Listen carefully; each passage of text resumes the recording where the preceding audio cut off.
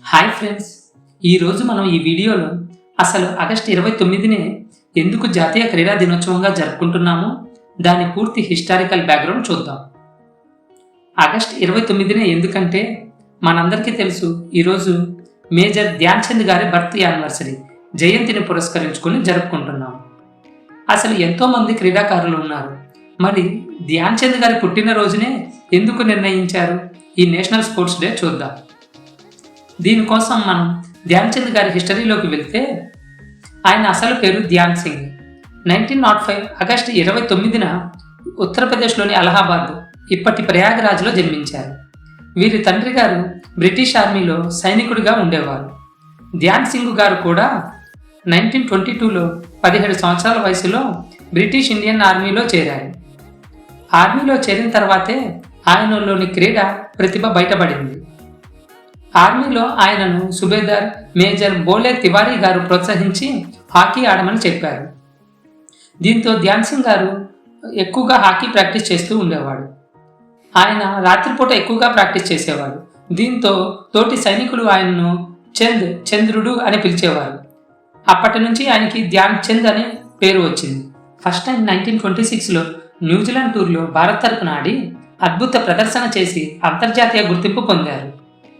Next 1928లో నెదర్లాండ్స్లోని Amsterdam ఒలింపిక్స్లో భారత్కు స్వర్ణ పథకం లభించింది. తర్వాత 1932లో అమెరికాలో జరిగిన లాస్ ఏంజల్స్ ఒలింపిక్స్లో కూడా భారత్కు స్వర్ణ పథకం లభించింది.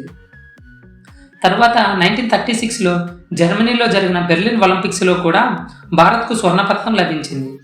ఇందులో భారత్ జర్మనీని 8-1 తేడాతో ఓడించి స్వర్ణం గెలుచుకుంది.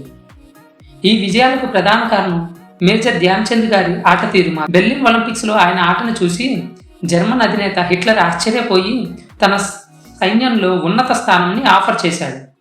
కానీ ధ్యాన్ చంద్ గారు దేశభక్తితో దాన్ని తిరస్కరించారు. ఈ కాలంలో భారత్ను hockey capital of the world అని పిలిచేవారు.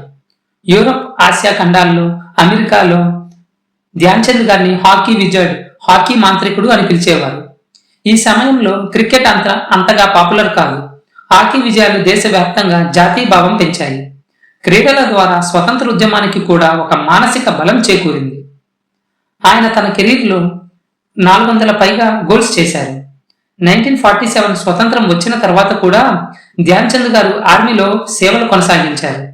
ఆర్మీలో క్రమంగా పదోన్నతులు పొంది చివరికి మేజర్ హోదా పొందారు. అందుకే ఆయనను ప్రపంచం మేజర్ ధ్యాన్ చంద్ అని పిలుస్తుంది. 1956లో ఆర్మీ నుండి మేజర్ హోదాతో రిటైర్మెంట్ అయ్యి అదే సంవత్సరం ఆయనకు పద్మభూషణ్ పురస్కారం లభించింది. 1979 డిసెంబర్ 3న ఢిల్లీలో 74 సంవత్సరాల వయసులో ధ్యాన్ చంద్ గారు కన్నుమూశారు.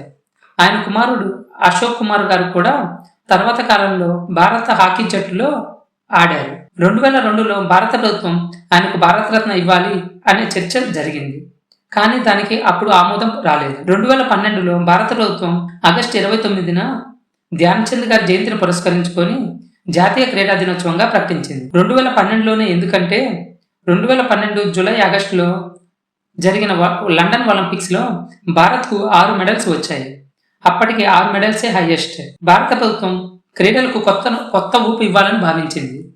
యువతలో క్రీడల పట్ల అవగాహన పెంచడానికి ఒక జాతీయ దినం అవసరమని భావించారు. అందుకే 2012 నుండి ఆగస్టు 29న ధ్యాన్ చంద్ గారి జయంతిని జాతీయ క్రీడా దినోత్సవంగా ప్రకటించారు. అంటే 2012కు ముందు మన దేశంలో జాతీయ క్రీడా దినోత్సవం లేదా అంటే అవును, లేదు. కానీ ధ్యాన్ చంద్ గారి జన్మించిన ఉత్తరప్రదేశ్లో ఆర్మీలో పనిచేయడం వల్ల ఎక్కువ కాలం పంజాబ్, హర్యానాలో ఉన్నారు. అక్కడ మరియు ఒడిశా హాకీకి ప్రత్యేక ప్రాధాన్యం ఉన్న రాష్ట్రం. ఉత్తరప్రదేశ్, పంజాబ్, హర్యానా, ఒడిశాల్లో ధ్యాన్ చంద్ గారి జయంతిని రాష్ట్ర స్థాయిలో క్రీడా దినోత్సవంగా జరిపేవి. 2012 నుండి దేశవ్యాప్తంగా ఆగస్టు 29న జాతీయ క్రీడా దినోత్సవంగా జరుపుకుంటున్నాము. ధ్యాన్ చంద్ గారి జయంతినే ఎందుకు ప్రకటించారు అంటే ధ్యాన్ చంద్ గారు 3 ఒలింపిక్స్లో గోల్డ్ మెడల్ రావడానికి కారణమయ్యారు. మరియు ఆర్మీలో రిటైర్మెంట్ వరకు కొనసాగి తన దేశభక్తిని చాటుకున్నారు. అప్పట్లో ఆయన విజయాలు దేశ స్వతంత్రోద్యమానికి ఎంతగానో ఉత్సాహం కలిగించాయి. అందుకని ధ్యాన్ చంద్ గారి జయంతిని పురస్కరించుకొని ఆగస్టు 29న భారత ప్రభుత్వం జాతీయ క్రీడా దినోత్సవంగా ప్రకటించింది.